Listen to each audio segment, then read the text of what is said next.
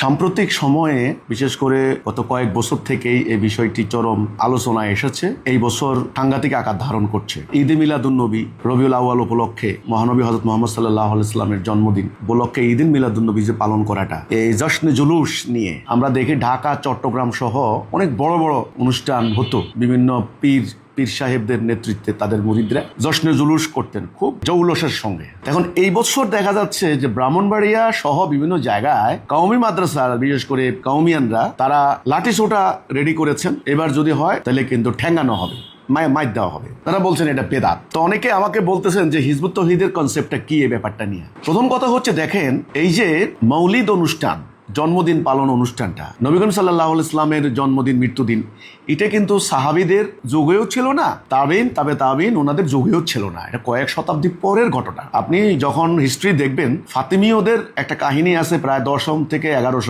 শতাব্দীর ঘটনা, মিশর কেন্দ্রিক। তারা এই জাতীয় কিছু অনুষ্ঠান করতো। 8ম শতাব্দীতেও কিছু অনুষ্ঠান হইতো বাগদাদে। আসলে ব্যাপারটা ইসলামের মূল ব্যাপার না, কিচ্ছু না। এটাকে আমাদের দেওবন্দি আলেমরা যেটা বলেন যে বেদাত, ঠিক আছে, এটা থেকে আমি একমত। কিন্তু হ্যাঁ, কারণ বেদাতের যে সংজ্ঞাটা শরীয়তে আল্লাহ সুবহানাহু ওয়া তাআলা যেটা বিধিবদ্ধ করেছেন, এটার মধ্যে নতুন কিছু সংযোজন করা, এটা হলো বেদাত। তাহলে সবচেয়ে বড় বেদাত হচ্ছে হওয়া দরকার রাষ্ট্রীয় বেদাত। যেমন আল্লাহ বলেছেন, আল্লাহর বিধান দ্বারা ফয়সালা করো, আল্লাহর বিধান দ্বারা ফয়সালা না করলে কাফের।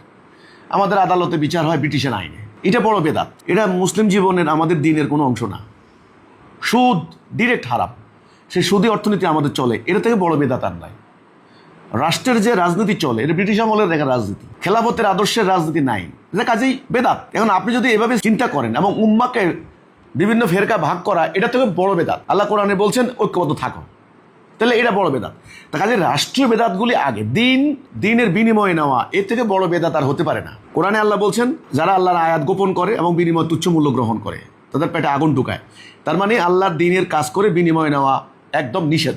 এখন এটাকে যারা বৈধ করে, এটা হলো বড় বেদাত। তো কাজে এখন আপনারা যারা কবরে মোমবাতি দেওয়া বেদাত, কারো পায়ে সালাম করা বেদাত, ঈদ মিলাদুন্নবী বেদাত, মিলাদ করা, ইয়া নবী সালামু আলাইকুম করে দাঁড়াইয়ে দাঁড়াওয়া বেদাত, বেদাতের যে লিস্টিগুলো করতেছেন, এগুলো কিন্তু ইসলামের, কোরআনের, আল্লাহর ডিরেক্ট হুকুমের সঙ্গে সম্পর্কিত বেদাত না। আরে হতে পারে এটা একেবারে দুর্বল বেদাত, ছোট বেদাত। কিন্তু এখন যেটা হচ্ছে, আমরা ছোটবেলায়ও কিন্তু বিভিন্ন সংগঠনের ব্যানারে ঈদে মিলাদুন্নবীর উপলক্ষে, মানে 12ই রবিউল আউয়াল উপলক্ষে সিরাতুন্নবী মিছিল হইতো। তো আমরা মিছিলে যাইতাম, স্কুল কলেজ যখন পড়তাম। সেখানে বাংলাদেশের প্রান্ত হতে সালাম জানাই হে রাসূল, এ ধরনের কথা বলে বলে আমরা গান গাইতাম। তো এগুলি তো কারা চালু করলো, কখন থেকে চালু হলো, এটা নিয়ে বিস্তর আলোচনা, আমি সেদিকে যাচ্ছি না। আমার কথা হলো, এখন যেভাবে লাঠি সোটা রেডি করছেন মারামারি করার জন্য, এটা তো ফিতনা, ডিরেক্ট ফিতনা।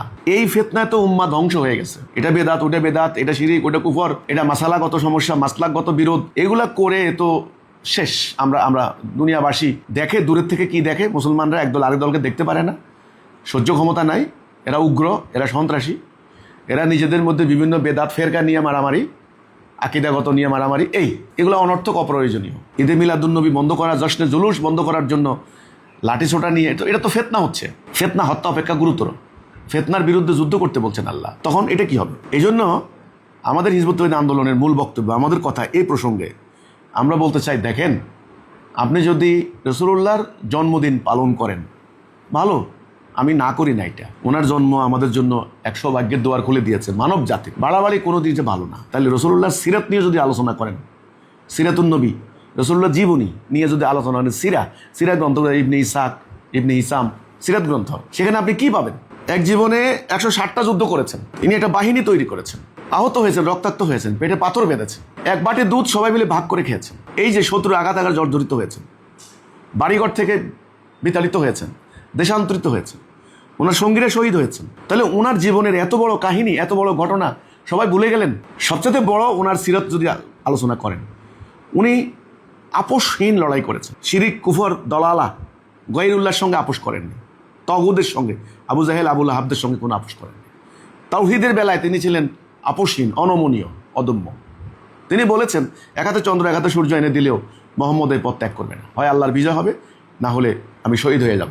আপনারা আজকে যারা এগুলো করছেন, এই মিলাদুন্নবী, সিরাতুন্নবী, জশ্নে জুলুস নিয়ে এই মারামারি করছেন, আপনারা কি করছেন? মানব রচিত বিধানকে মেনে নিয়ে বিভিন্ন রাজনৈতিক তরিকায় বিভক্ত হয়ে কাউকে সমর্থন দিয়ে শিরিক কুফরের সঙ্গে আপোষ করে দিন পার করে দিচ্ছেন। তাহলে রাসূলুল্লাহর আসল সিরাত নিয়ে তো কেউ কথা বলছেন না। উম্মাহ হবে এক জাতি, একজন নেতা, এটা হলো আসল সিরাত। আর আমাদের মারেফতি লাইনের যারা আছেন, এই যে পীর সাহেবরা, মারেফতি আধ্যাত্মিক সাধক, তারা বলেন আর কি মারেফতি লাইনের, ওই যে শরীয়ত মারেফত হাকিকত, ওই মারেফতি লাইনের আপনারা করেন কি, যখন 12 রবিউল আউয়াল আসে বিরাট জশ্নে জুলুস করেন, এমনভাবে সাজান, হাজার হাজার মুরিদ সুন্দর জামা কাপড় পরে একেবারে ফুল দিয়ে গাড়ি সাজিয়ে, যিনি পীর সাহেব আছেন ওনাকে সম্রাটের মতো তৈরি করে, ঠিক আপনাদের মতো ওই শিয়ারা ওই দিনটা পালন করে। কারবালার শোকের ঘটনা, হাই হোসেন হাই হাসান পিঠ চাপড়ায় কালো কাপড় গায়ে দিয়া লক্ষ লক্ষ শিয়া মিছিল করেন সারা দিন ধরে, হাই হোসেন হাই হাসান মাতান। আপনারা সুন্নিরা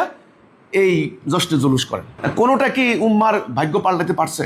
আমার কথা হচ্ছে এটা, আজকে কওমিরা লাঠিসোঁটা রেডি করছে আপনাদেরকে মারার জন্য, ওইটা আরেকটা উগ্রবাদ, ওইটা হলো আরেকটা ফেসিবাদ, ওইটা হলো আরেকটা ফেতনা। আমি সেদিকে যাচ্ছি না। আমি মারেফতি লাইনের পীর সাহেবদেরকে বলতে চাই, এই মুরিদদেরকে নিয়ে একদিন ঈদে মিলাদুন্নবী জশ্নে জুলুস করে, আসল ঈদ, প্রকৃত ঈদ, নবীর জন্মদিন আনন্দ পালন করবেন, আমার তো আমি খুশি, আলহামদুলিল্লাহ।